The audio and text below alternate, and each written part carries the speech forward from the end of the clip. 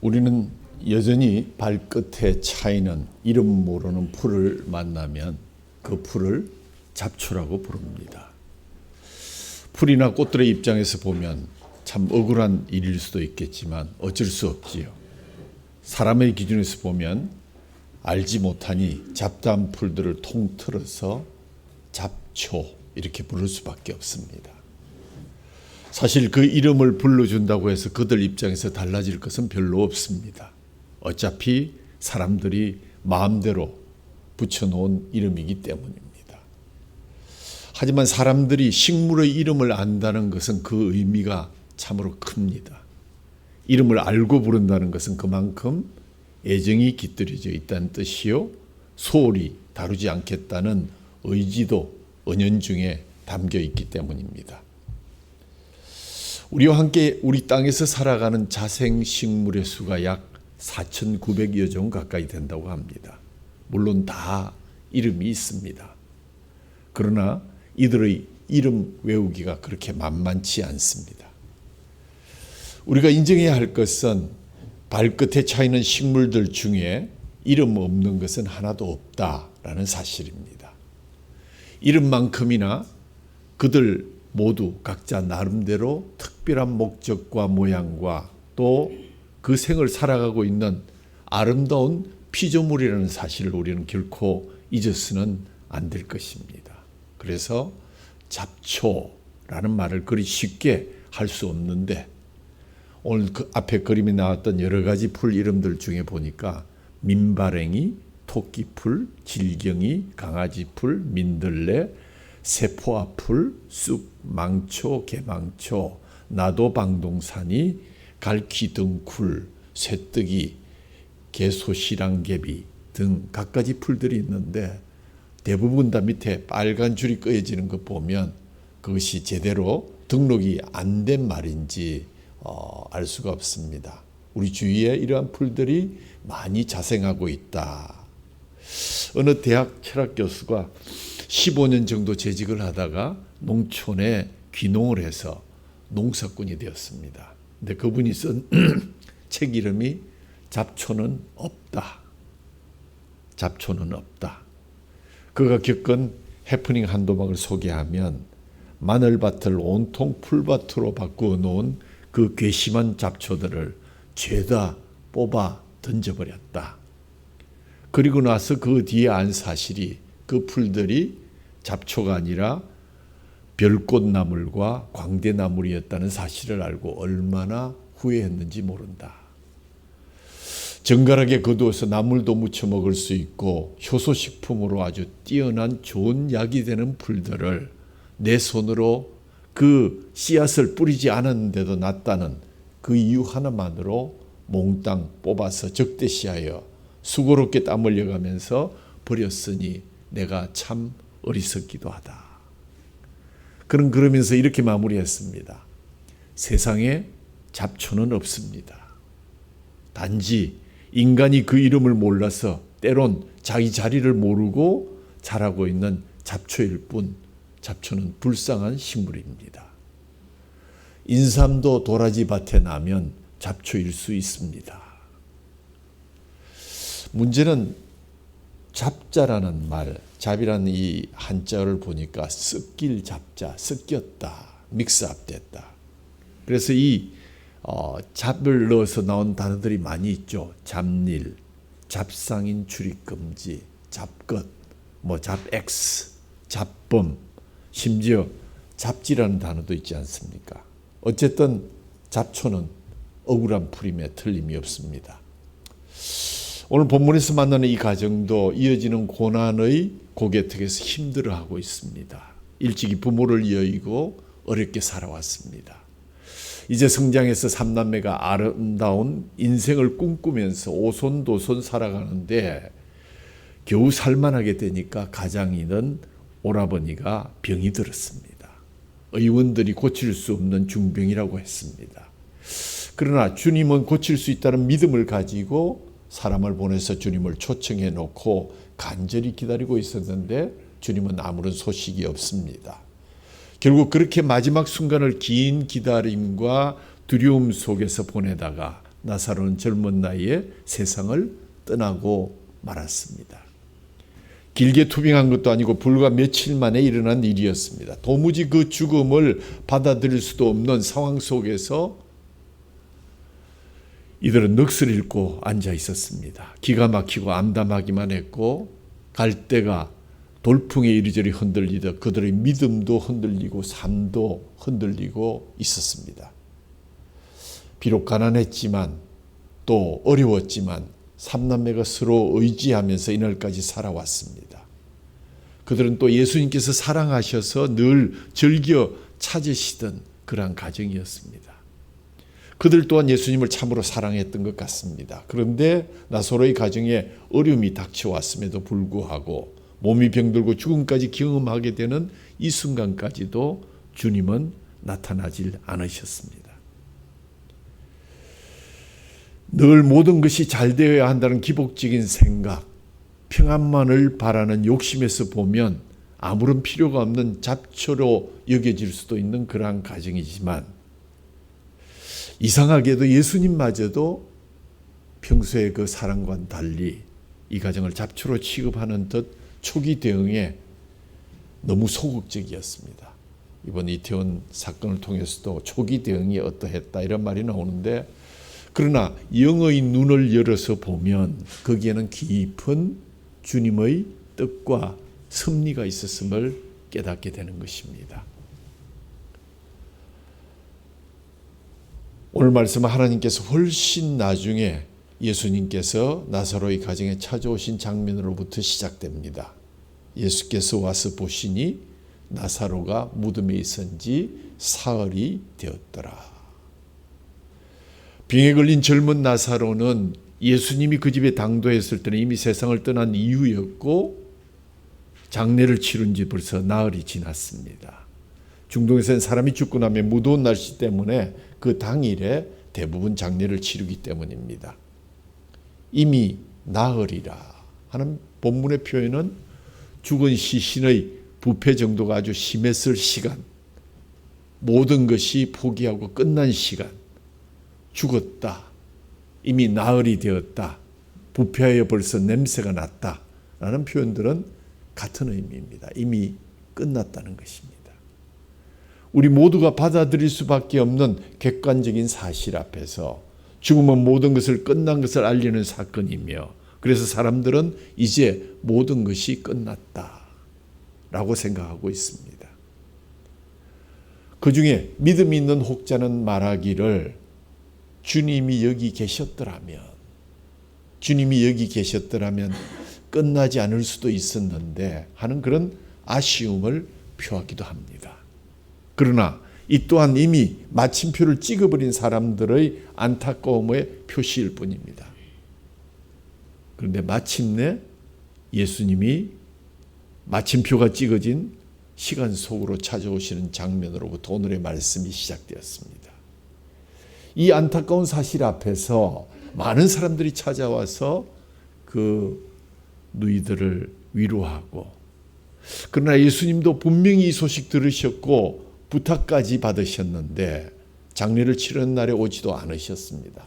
요즘으로 말하면 목사님께 전가를 보냈는데 신방은커녕 집례도 못하시고 위로의 전화 한 통도 없었다라는 얘기입니다. 그 섭섭한 마음에 마르다는 겨우 일어나 영접하지만 마리아는 속이 상해서 아마 나가보지도 않았던 것 같습니다. 마르다도 속이 상하기는 마찬가지였고 그래서 그 속내를 드러내면서 하는 말이 주님이 여기 계셨더라면 오라버니가 죽지 아니하였겠나이다. 주님이 오시지 않아서 우리 오라비가 죽었다는 원망을 둘러서 한 표현입니다.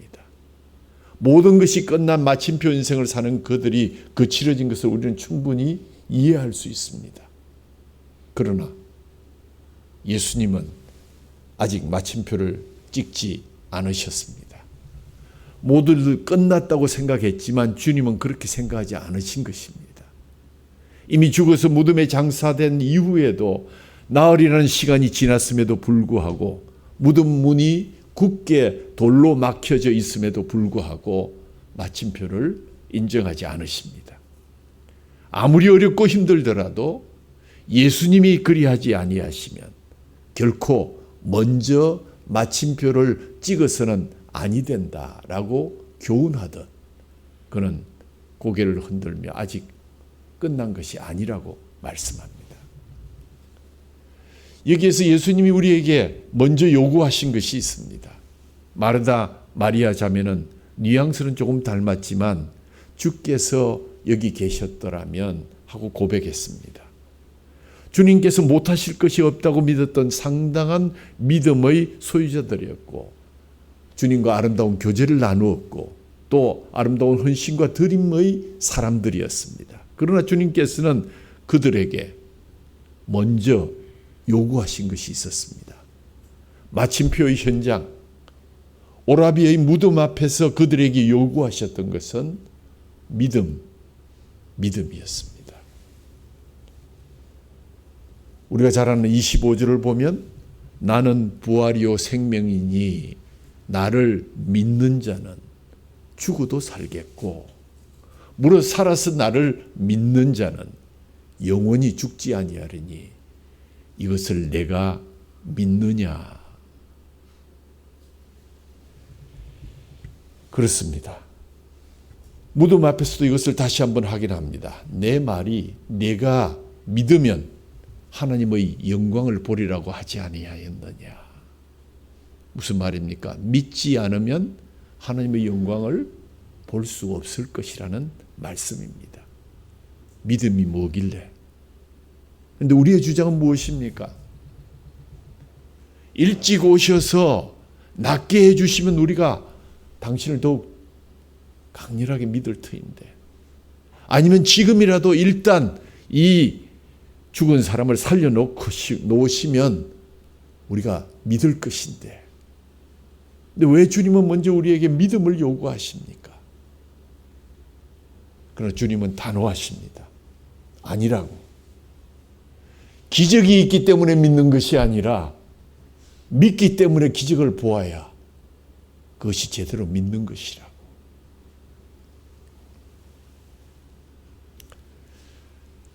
하나님이 아직 마침표를 찍지 않은 일에 미리 마침표를 찍어버리지 말고 하나님과 나를 신뢰할 수 있겠느냐고 물으십니다. 사랑하는 성도 여러분, 성경에는 이성적으로, 과학적으로, 합리적으로 이해하기 어려운 사건들이 참으로 많이 기록되어 있습니다. 그러나 이것들이 내 지혜로 이해되기보다는 먼저 믿음으로 받아들이는 그러한 경험을 가끔씩 하게 됩니다. 그것은 하나님의 은혜입니다. 지난 주일에도 말씀드렸죠. 예수님의 동정녀 탄생과 같은 사실을 그 현장에도 있지도 않았고 또 이방인인 우리들이 그 이야기를 전해 듣고 그 사실을 믿고 성탄 예배에 참여한 것, 예수님을 믿게 된 것, 기적 중의 기적인 줄로 믿으시기 바랍니다. 죽은 자가 어떻게 살아날 수 있느냐고 의문을 제기하지만 믿으면 더 놀라운 일이 일어나게 되는 것은 우리가 이미 겪었던 바요. 우리가 간증하고 고백하는 바가 아닙니까? 그래서 예수님 말씀이 내 말이 내가 믿으면 하나님의 영광을 보리라고 하지 않았느냐. 하나님의 영광을 보면 믿겠다는 말은 믿지 않겠다는 말과 동일하다. 주님은 죽은 자가 어떻게 살아날 수 있느냐를 논쟁하려고 이 사건을 일으키신 것이 아니라 모든 사람들 속에서 이 일을 일으키시기 위해서 이 땅에 오셨고 수족이 묶여 아무것도 하지 못하는 사람들을 풀어서 해방시키기 위해서 이 땅에 오셨음을 이 사건은 분명하게 말해주고 계십니다. 나사로 가정의 고난은 예수의 십자가 사건을 드러내기 위해서 주님이 사용하신 마지막 표적이었습니다. 이 사건이 무엇을 말하고 있는지 중요한 묵상이 필요합니다. 이 사건이 나사로 그 가족들에게만 일어난 일회성 사건일까? 이 표적이 저와 여러분 우리 모두에게 일어난 기적이라는데 동의할 수 없습니까? 우리 중에 누구든지 복음을 받아들이고 하나님의 자녀가 되었다면 누구에게나 이 사건은 이미 일어났었고 지금도 일어나고 있다는 사실을 우리는 왜 모르는 것일까 하는 것이 예수님의 안타까움입니다. 아직 그 일을 경험하지 못한 사람은 다시 시작해야 될 것입니다.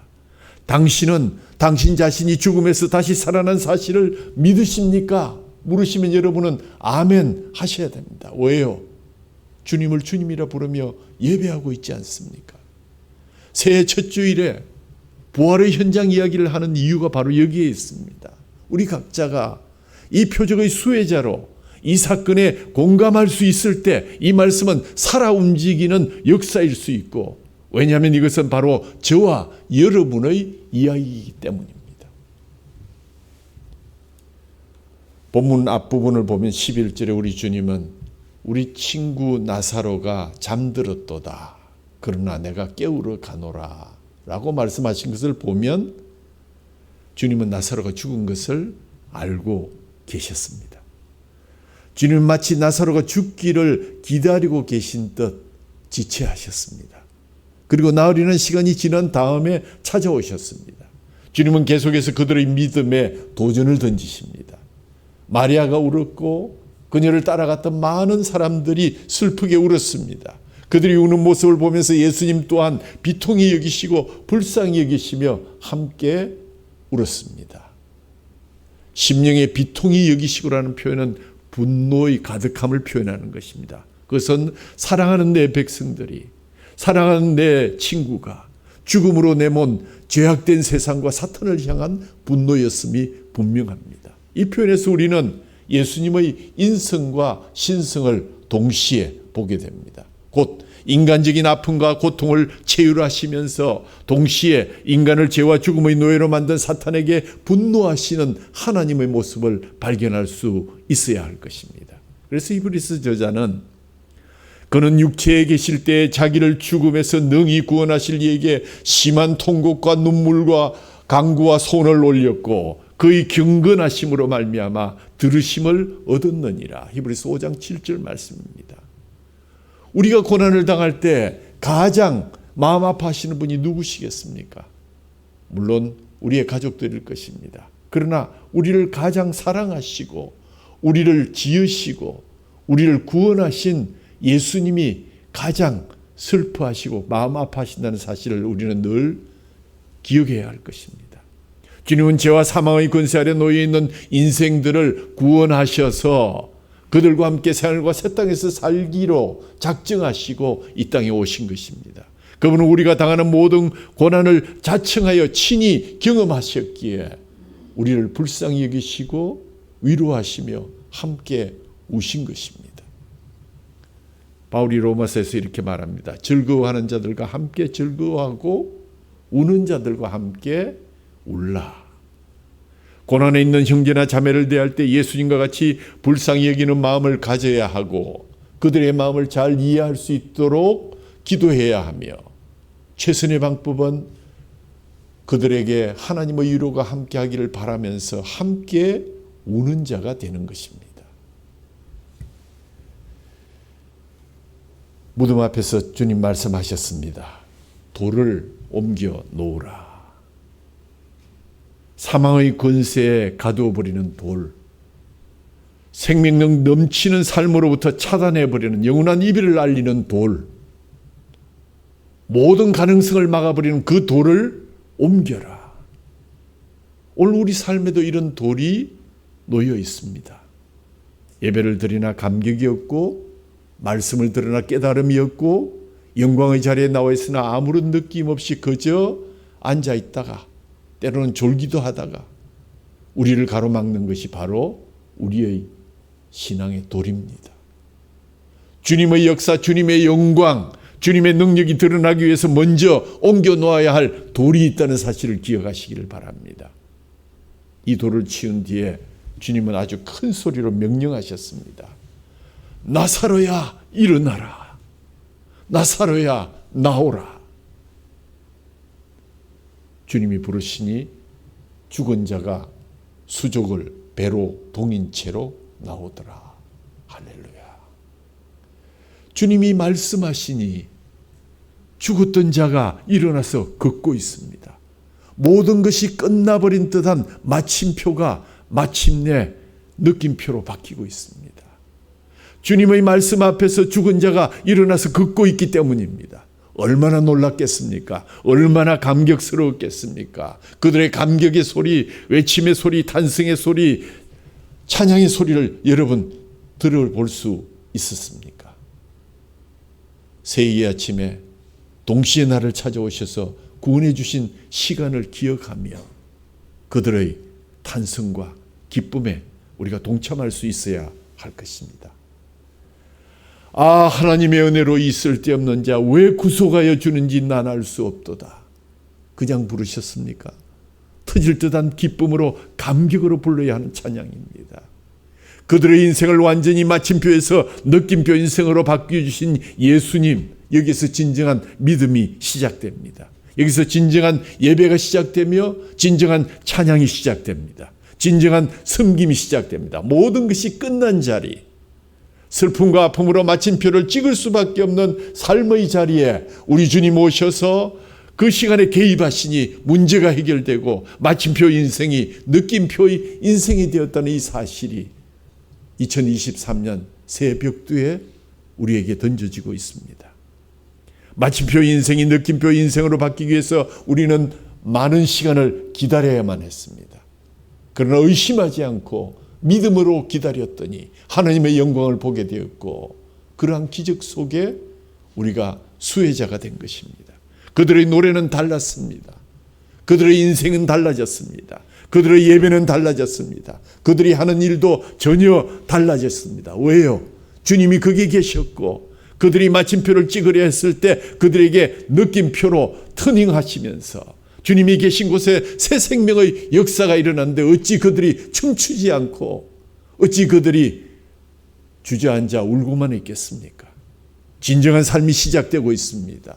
사람에게 마침표를 찍었고 가족들도 모든 사람들도 다 마침표를 찍었지만 이성과 과학과 모든 것이 다 끝났다고 얘기했지만 예수님 말씀하시니 죽은 자가 살아났고 마침표 인생이 느낌표 인생으로 바뀌었는데 어찌 춤추지 않으며 어찌 찬양을 입으로 옹을거리만 있겠습니까? 나사로가 살아났습니다. 우리 오라버니가 살아났습니다. 아니 죽은 자가 살아나더니 과연 예수님은 하나님의 아들이십니다. 주님은 사단의 영에 사로잡혀 있는 우리들을 진노의 자녀들이 있었던 마침표 인생을 느낌표 인생으로 바꾸기 위해서 왔습니다. 그렇다면 우리도 달라져야 하지 않겠습니까? 하나님의 구원의 역사가 기록되었던 구속사의 기록들 가운데는 이러한 장면들이 많이 묘사되고 있습니다. 아브라함에게 아들을 바치라고 하실 때 하나님께서 요구한 것이 이삭이라는 그 아이였겠습니까? 하나님의 구원의 역사를 증거할 아브라함이 온 세상을 위해서 아들을 내놓으시는 하나님 아버지의 마음을 알기를 원하셔서 대신 제물을 준비하시고 그에게 그런 경험을 허락하게 하셨습니다. 그 사실을 미처 깨닫지 못하고 올라갔던 모리아로 가는 길은 이제 다 끝났다. 외칠 수밖에 없는 마침표의 인생이었는데 그러나 드렸던 아들은 다시 돌아오고 모리아 산을 내려오던 아브라함의 걸음은 분명 새로운 시작의 인생의 느낌표가 주어졌습니다. 그렇습니다. 하나님은 마침표 인생을 느낌표의 인생으로 바꾸시는 분입니다. 홍해 앞에서도 그런 일이 일어났죠. 애굽에서 해방되어 나오던 이스라엘 백성들을 다시 잡아겠다고 이집트의 기병대가 추격해 옵니다. 발걸음을 재촉하고 있는데 홍해가 가로막고 있습니다. 이제는 죽었다. 차라리 거기에서 죽을 걸. 이제는 끝났다 라고 생각하지만 하나님은 그들 앞에서 홍해를 가르셨습니다. 바다 가운데 난길을 걸어가면서 그들의 가슴이 얼마나 터질 듯 했습니까? 마침표 인생이 느낌표 인생으로 바뀌면서 그들이 얼마나 많은 아름다운 시와 찬미를 남겼습니까? 하물며 하나님의 구속의 정점인 십자가의 속량을 받은 우리들이 그로 인해서 완전하고 놀라운 구속의 은혜를 받은 우리들의 삶은 어떻게 변해야 할 것입니까? 달라져야 합니다. 이대로 살아서는 아니 될 것입니다. 주님은 본문의 사건을 통해서 놀라운 사실을 모든 사람에게 보여주기를 원하셨습니다.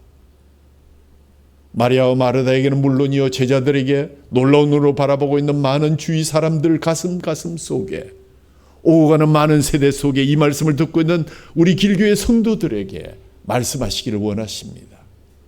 에베소서 2장에 보면 이 사실을 이렇게 설명합니다.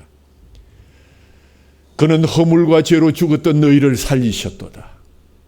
그때 너희는 그 가운데서 행하여 이 세상 풍조를 따르고 공중의 권세 잡은 자를 따랐으니 곧 지금의 불순종의 아들들 가운데서 역사하는 영이라. 전에는 우리도 다 그 가운데서 우리 육체의 욕심을 따라 지내며 육체와 마음의 원하는 것을 하여 다른 이들과 같이 본질상 진노의 자녀였더니 긍휼이 풍성하신 하느님이 우리를 사랑하신 그 큰 사랑으로 인하여 허물로 죽은 우리를 그리스도와 함께 살리셨고 너희는 은혜로 구원을 받았느니라. 여기에 중요한 단어 하나를 생각해야 됩니다. 그는 허물과 죄로 죽었던 너희를 살리셨다. 죽을 뻔했던 존재가 아닙니다. 큰일 날 뻔했던 존재가 아닙니다. 허물과 죄로 인해서 이미 나사로처럼 나흘, 닷새, 엿새가 지나서 도저히 가망이 없는 이미 죽었던 우리들을 살리셨습니다. 긍휼이 풍성하신 하나님이 우리를 사랑하신 그 큰 사랑으로 인해서 이미 죽었던 우리들을 그리스도와 함께 살리셨다고 분명히 성경은 기록하고 있습니다. 그러고 보면 죽은 나사로는 바로 어제 우리의 모습이었습니다. 무덤의 권세에 갇혀 썩은 나사로는 우리의 운명과도 같았습니다. 그러나 하나님이 우리를 살리셨습니다. 이것은 나사로 이야기가 아니라 바로 우리의 이야기라는 사실을 다시 한번 기억하고 이것이 바로 복음의 핵심입니다. 예수님이 저를 살리셨고 예수님께서 여러분들을 살리셨습니다. 그래서 또 한 해를 선물로 주셨습니다. 그러나 마냥 좋아만 해야 될 선물은 아닙니다. 반드시 포도원지기의 약속대로 땅을 파고 걸음을 주실 때 이번에야말로 아름다운 열매를 맺어야 될 무겁고 귀한 선물입니다. 그러나 그 선물마저 주지 않았다면 우리는 이미 죽었던 그대로 죽고 말았을 것입니다. 이 선물 다시 주셨기에 다시 살 수 있는 기회를 받았습니다. 유예기간이라는 것이 있어서 또 그 기간 내에 이루지 못하면 안 된다는 강박관념이 있을 수 있지만 그러나 포도원 지기의 그 애원이 또 주인의 그 넓은 사랑이 결코 헛되게 할 수는 없습니다. 주님은 제자들에게 그것을 가르치고 계셨습니다. 이 사실은 너희가 목숨을 걸고 선포해야 될 세상을 향한 복된 소식이다. 나가서 이 소식을 전하라. 나사로가 살아났다. 죽을 육신을 살림받았으나 우리는 영과 육이 함께 살림을 받은 사람들입니다. 십자가의 구속의 은혜를 통해서 너희들이 이 영원한 생명이 주어질 것이다. 나를 믿는 자는 죽어도 살 것이요. 무릇 살아서 나를 믿는 자는 영원히 죽지 아니할 것이다. 이 복음 너희들이 믿는 것이냐? 복음은 우리를 살립니다. 복음은 누구든지 죽은 영혼까지도 살립니다. 복음은 병도 영혼도 상처난 삶도 다 고칠 수 있습니다. 믿기만 하면. 그러나 주님은 썩어 냄새나는 나사로를 가슴에 안으시고 그를 회복시키셨습니다. 오늘도 주님은 우리를 그 품에 안으십니다. 안으신 그 품에서 우리의 죄의 썩은 냄새가 납니다. 죽은 나사로는 우리의 실존이었고 한숨과 눈물과 고통과 아픔과 좌절과 절망 가운데서 살 수밖에 없는 인생길이었지만 주님의 사랑과 능력 앞에서 무덤에서 걸어나오고 있는 나사로 역시 오늘이 우리의 실존임을 믿고 감사와 찬양으로 나아가는 새해가 되시기를 주님의 이름으로 축원합니다. 주님이 살리셨기 때문에 2023년 우리가 지금 서 있습니다. 십자가의 복음이 우리를 살리셨고 믿음은 곧 우리가 하나님의 영광을 볼 수 있는 기회를 주셨습니다. 이것이 새해 첫 주일에 부활의 복음을 전하는 이유이기도 합니다. 무덤을 비우시고 그곳에 하나님의 영광을 넘치게 채우신 예수님을 찬양하는 저와 여러분이 되기를 간절히 소원합니다. 우리 믿는 자에게 주신 우리가 보게 될 하나님의 영광이 무엇입니까?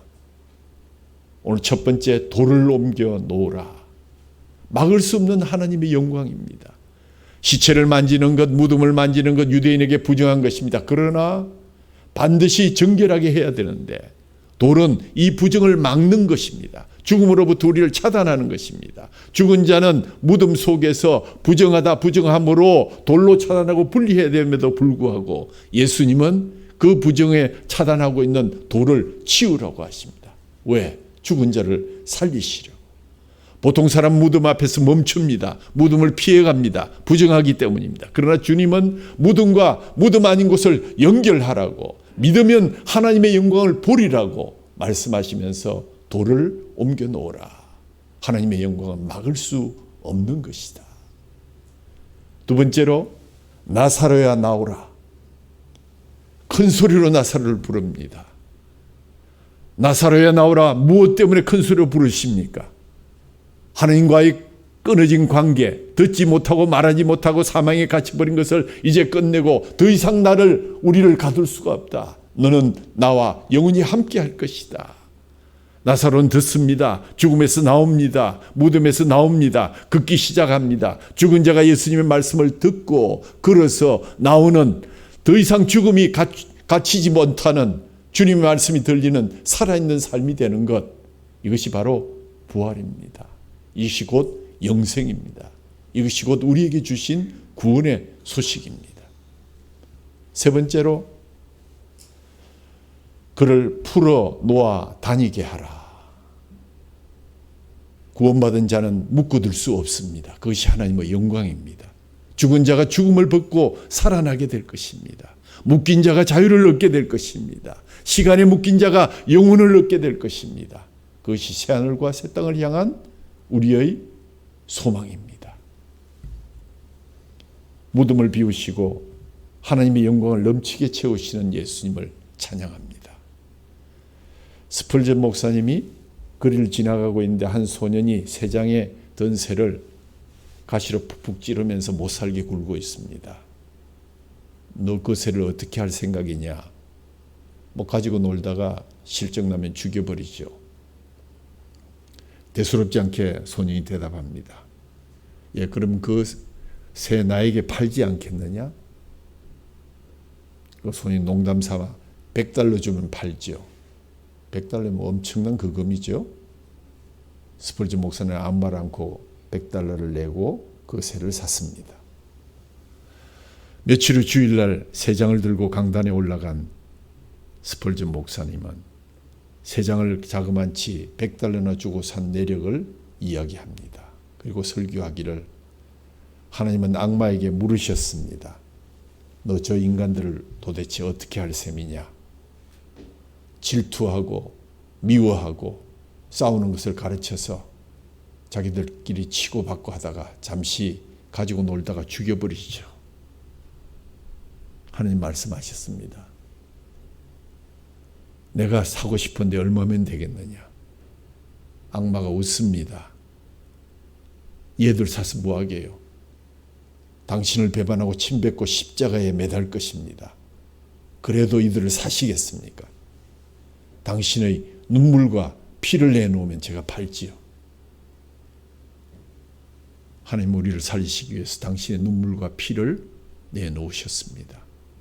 독생자의 죽음이라는 엄청난 값을 지불하고 우리를 사셨고 우리의 죄를 사하여 주셨습니다. 이것이 바로 십자가의 은혜입니다. 설교를 마친 스펄전 목사님은 새 장을 열어서 새를 공중으로 날려 보내주었습니다. 설교의 왕자라고 불릴 만한 목사님의 퍼포먼스였습니다. 새 벽두에 여러분에게 묻습니다. 남은 미래를 어떻게 살아가겠습니까? 무덤 이후의 삶을 나사로는 어떻게 살았을까요? 하루하루 감격 속에서 살지 않았겠습니까? 죽었던 생명을 살려주신 그 은혜에 감격하며 살지 않았겠습니까? 우리는 그 감격이 아직도 유효하고 있습니까? 처음 믿었던 그 순간을 기억하십니까? 위암 말기 췌장과 십이지장으로 전이된 상태에서 수술을 받고 항암 치료와 방사선 치료를 받은 어느 목사님의 새로운 생명을 허락받아 사역하고 계시는데 이런 고백의 시를 쓰셨습니다.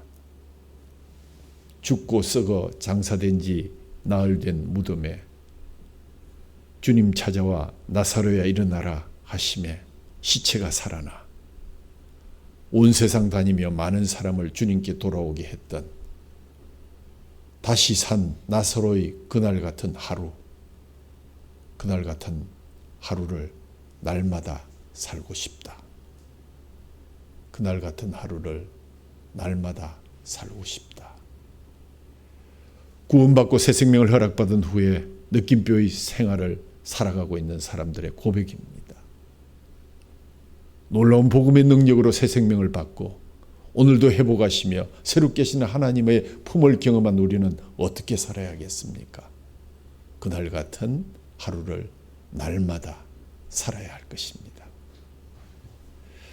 깊은 바다 속의 수압은 대단해서 잠수함도 찌그러뜨릴 정도가 된다고 합니다. 쇠도 찌그러지는 그 현장에 보면 작은 물고기들이 유유히 헤엄을 치고 살아가고 있습니다.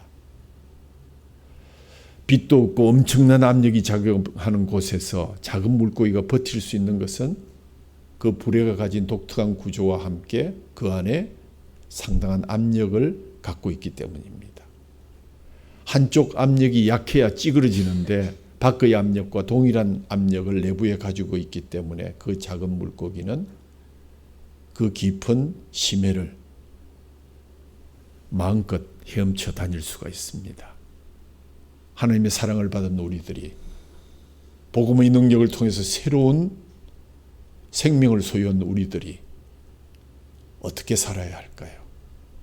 우리 속에 감격과 신뢰와 기쁨과 평안의 압력을 높여서 세상의 숱한 압력에도 승리할 수 있도록 우리를 향하여 다가오는 무수한 압력들이 있지만 그것들로부터 우리가 터지지 않고 깨어지지 않고 폭발하지 않고 살아남을 수 있는 비결은 단 한 가지, 우리 속에 믿음의 압력을 올리는 것입니다.